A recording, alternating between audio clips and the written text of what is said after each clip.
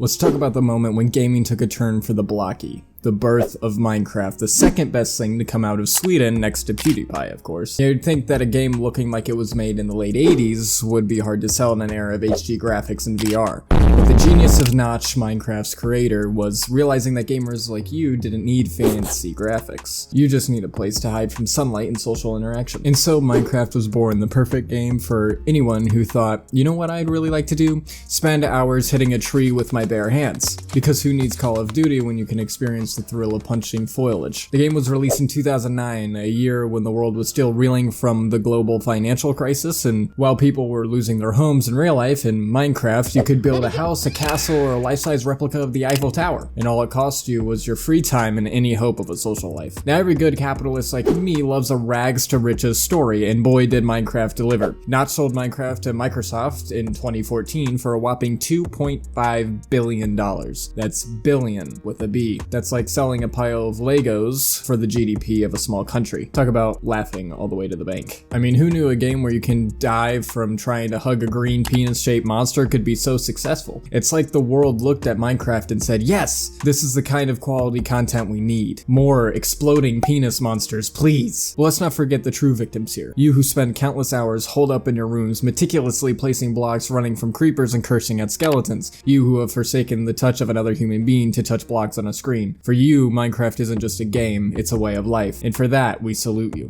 Now go outside, for God's sake.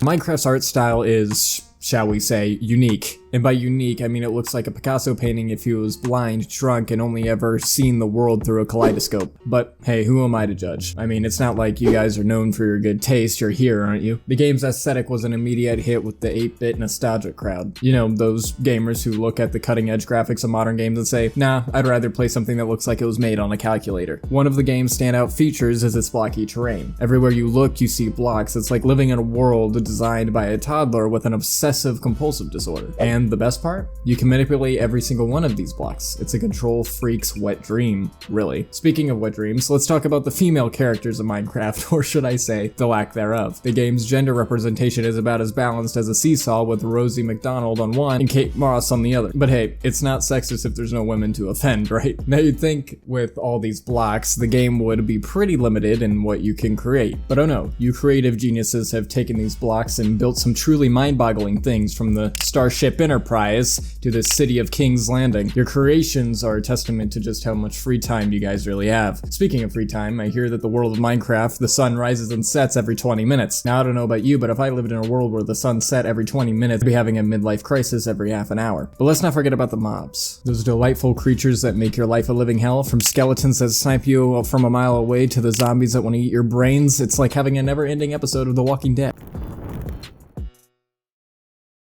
Welcome back, you digital degenerates, to another chapter in our exploration of Minecraft, the game that's done more to promote global unity than the United Nations and the Eurovision Song Contest combined. Now, Minecraft's global impact can't be overstated. It's like the digital version of McDonald's. It's everywhere, and although it's not particularly good for you, you just can't resist it. Let's not forget about the heartburn that comes with both. From the US to Uganda, you'll find people playing Minecraft. In a world where cultural barriers often seem insurmountable, we've found a universal language, and that language is blockish, cubish, whatever it is. It's a language that speaks to the heart of mankind's inherent desire to build things and then blow them up with TNT. Minecraft has even made its way into our classrooms. That's right, while you were busy sleeping through history class, some enlightened educators decided it'd be a great idea to let kids play video games in school. I can just imagine the lesson plan. Today, kids, we're going to learn about the Industrial Revolution by building a coal-powered steam engine in Minecraft. Speaking of education, it's been rumored that even Joe Biden tried his hand at Minecraft to better understand the youth, but he kept forgetting where he placed his blocks and wandered off mid-game. Don't worry, Joe, we all have those days. The game's impact isn't just limited to our social and educational spheres. It's also made a significant dent in our economy. Minecraft merchandise is being sold faster than toilet paper in a pandemic, and has been for 10 years. I mean, who wouldn't want a creeper plushie to cuddle with at night? Nothing says sweet dreams quite like a blocky green monster shaped like a penis that explodes when you get too close. But perhaps the most significant impact of Minecraft is how it's changed the landscape of entertainment. It's given a rise to a whole new breed of celebrities. the YouTuber. Yes, the people who are making a living by recording themselves playing video games and making witty commentary. It's the American Dream 2.0. Work hard, play hard, and if you're lucky, you might just become internet famous. And in Minecraft YouTubers' cases, pedophiles. So, here we are, in a world where a sandbox game has become a cultural phenomenon, where kids are learning history through pixelated blocks and where our next big celebrity might just be the guy next door with a Minecraft obsession. It's a brave new world, folks. And it's all thanks to a game that looks like it was designed by a 5-year-old with a box of Legos.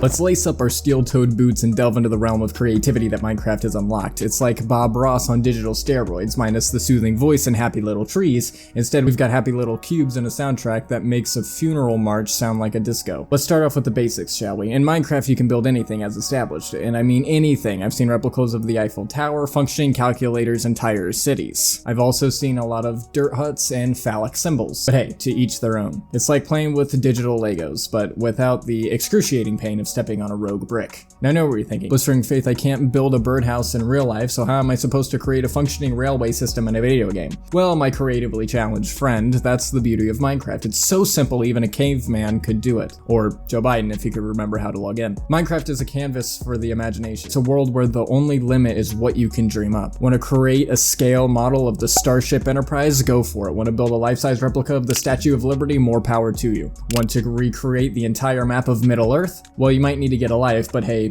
who am I to judge? You can do that too. But it's not just about the big things. Sometimes it's the little details that make a Minecraft build really special, or at least that's what your girlfriend tells you. Like the way you can use different types of wood to create texture, or the way torches can be used for mood lighting. It's like being an interior designer, but without the annoying clients or the crippling student loan debt. Now, I'm not saying Minecraft is going to turn you into the next Picasso, but it might just unleash a creative side to you that you never knew you had. I mean, who knew that building a pixelated farm could be so satisfying? And let's not forget about the therapeutic benefits of blowing up your own creations with TNT. It's like art therapy, but with more explosions. And let's not forget about the darker side of Minecraft creativity. It's a game all about freedom and self-expression, but some people take that a little bit too far. I'm talking about the guys who would build ISIS headquarters in Sandbox, complete with pixelated prisoners and all. I mean, come on guys, it's a game about building and exploring, not a terrorist training simulator.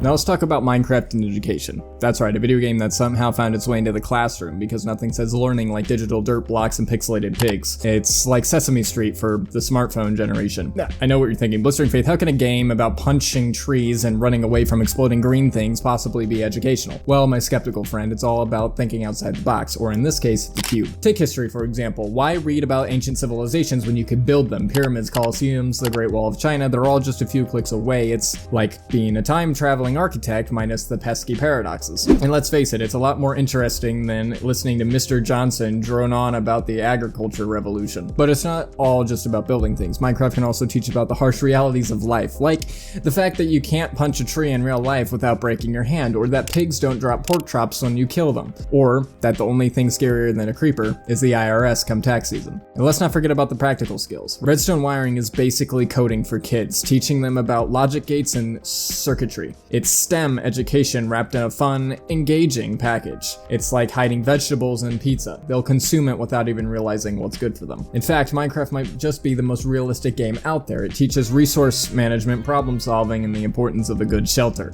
It's like a survival guide for the digital age. And it's a hell of a lot safer than letting your kids learn those lessons in the real world. I mean, would you rather your kid learn about mob psychology from a horde of zombies or an actual school shooting? Yikes, too soon? Probably. But let's not get too carried away here. At the end of the day, Minecraft is just a game. It's not going to replace traditional education, no matter how many cathedrals you build or redstone circuits you wire. It's not going to help you pass your math test. Unless, of course, your teacher is as Minecraft obsessed as you are, in which case, keep an eye on that teacher. So there you have the game that's turning kids into virtual valedictorians. It's an educational tool for the modern age, teaching everything from history to hand-eye coordination. And let's be honest, it's a lot more fun than sitting in a stuffy classroom. Just remember, kids, don't try to punch trees in real life. It won't end well. Now, if you're anything like me, you're probably thinking, how can a game full of zombies and Endermen possibly build communities? Well, my square-headed friend, the answer is simpler than a recipe for a wooden pickaxe. Minecraft servers are a bit like tiny digital countries, each with its own culture, economy, and political system. You've got survival servers where the law of the land is might makes right. Essentially, they're Mad Max, but with more sheep. Then you've got creative servers where everyone is an artist and the landscape is their canvas. These are the places where people build scale models of the Eiffel Tower and replicas of the Starship Enterprise. I swear some people have more free time than a retiree in a bingo hall. But it doesn't stop there. No. These servers also have economies. Diamonds are more valuable than gold, and emeralds are basically the Bitcoin of Minecraft. It's a capitalist dream, and it's teaching kids more about economics than any high school class ever could. Let's not forget about the political systems. You've got dictatorships, democracies, and everything in between. Some servers even have a caste system dividing players into builders, miners, and farmers. It's like a digital Town Abbey, but with fewer butlers and more creepers. But, as we all know, not all communities are created equal. For every tight-knit group of builders, there's a server full of trolls wanting to burn down your house. And let's not even get started on the griefers. These guys are like the digital equivalent to a natural disaster or a terrorist. One minute you're enjoying a peaceful day of mining, then the next your entire village is being overrun by a horde of zombies. It's like The Walking Dead, but without the convoluted plot and a disappointing finale.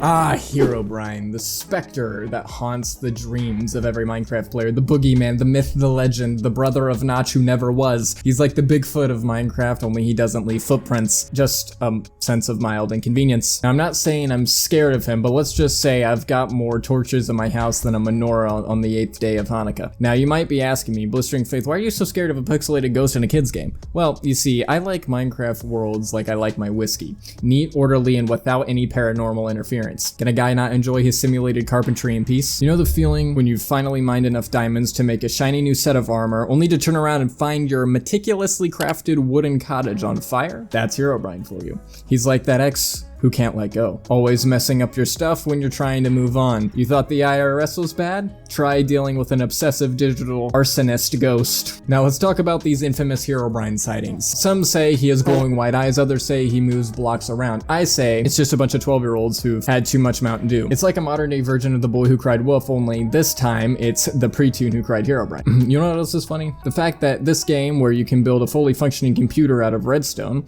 has people more scared of a mythical character than falling into a lava pit with 27 diamonds in their inventory. Priorities, am I right? So next time you're in a dark, spooky cave and you hear a sound, don't panic. It's probably not Herobrine. It's more likely another player who's lost hunger and looking for someone to mooch off. Or maybe it's just you, quitting your job to play a video game full time, sneaking up on yourself. And to the ladies out there, if you're looking for a man who's mysterious, elusive, and might even burn your house down, well, Herobrine's your guy. He's got that bad boy vibe going, plus, you know, the whole being a ghost thing. That's gotta score some points in the supernatural heartthrob department, am I right? We've journeyed through the blocky expanse of Minecraft, shared a few laughs, and heck, even got a little politically incorrect on the way. We've seen the ins and outs of the pixelated paradise, from its creepers that explode with the subtlety of a fart in a yoga class, to the elusive Herobrine who makes your ex seem like a chill, reasonable person. Trust me, after this, you're not going to look at the block the same way again. But hold on to your pickaxes because we're just getting started. In part 2, we're going to be diving deeper into the Minecraft lore, encountering more mobs, and maybe even getting a glimpse of the infamous Ender Dragon. Until then, I'm going to head back to my Fortress of Solitude before Herobrine decides he needs a new fire pit. Stay tuned for more of Minecraft's wacky world. And remember, don't drink and mine. It's hard enough not to fall in those lava pits as it is.